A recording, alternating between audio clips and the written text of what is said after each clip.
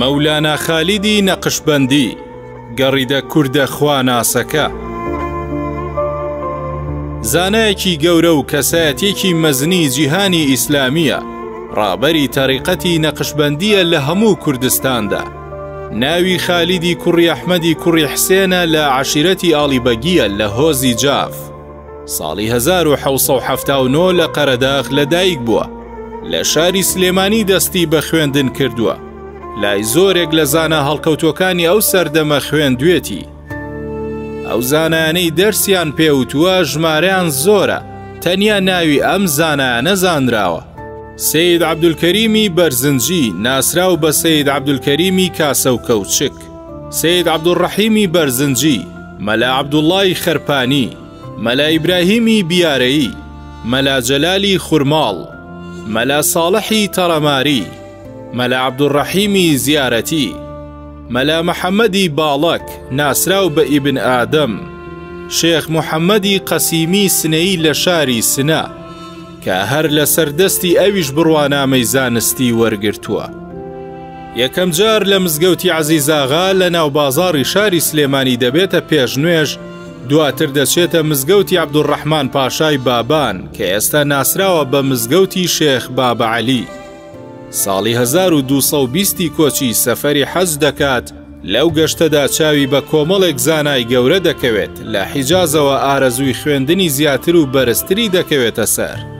لەوێوە سەردانی هندستان دەکات لای شێخ عەبدوڵڵای دێهلەوی لە هندستان دەخوێنێت لە سەردەستی ئەودا تەریقەتی نەقشبەندی وەردەگرێت زۆرێک لە شارە گەورەکانی ئەو سەردەمەی دیوە لە گەڕانەوەیدا دەچێتە شاری سنە و لە گەڕانەوەیدا تەریقەتی نەقشبەندی دەهێنێتەوە بۆ کوردستان مامۆستاکەی خۆی لە سنە دەبێتە خەلیفەی ئەم لە سلێمانی خەڵکانێکی زۆر دەبنە شوێن کەوتوی تەریقەتە نوێیەکەی ئەو بۆ ئەوەی کێشەی گەورە دروست نەبێت کوردستان بەجێ دەیەڵێت و دەچێتە بەغدا مەحموود پاشای کوڕی عەبدوڕەحمان پاشای بابان دەزانێ ئەم زانایە پێگەیەکی بەرزی هەیە دەیهێنێتەوە سلێمانی مزگەوتی خانەقای مەولانا خالیدی بۆ دروست دەکات بەڵام دووبارە لە سلێمانی دەری دەپەڕێننەوە بەرەبەیانی 25 تشرینی یەکەمی 1820 بەنهێنی شاری سلێمانی بە یەکجاری بەجێ دەهێڵێت و دەچێتە بەغدا و پاشان لەوێشەوە ڕوو دەکاتە شام لەوێ ناوبانگی بە جیهاندا بڵاو دەبێتەوە مەولانا خالید و تەریقەتەکەی زۆر دژایەتی کراوە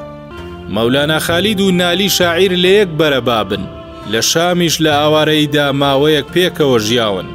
ئەم زانایە خاوەنی کۆمەڵێ بەرهەمی گرنگە و هاوکات دیوانێکی شعری زۆر جوانی هەیە ئەم زانا گەورەیە تەمەنی نەگەیشتە نیو سەدە بەڵام بووە کەسایەتێکی جیهانی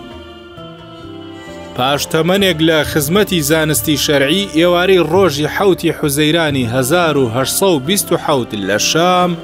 بە نەخۆشی تاعون کۆچی دوایی دەکات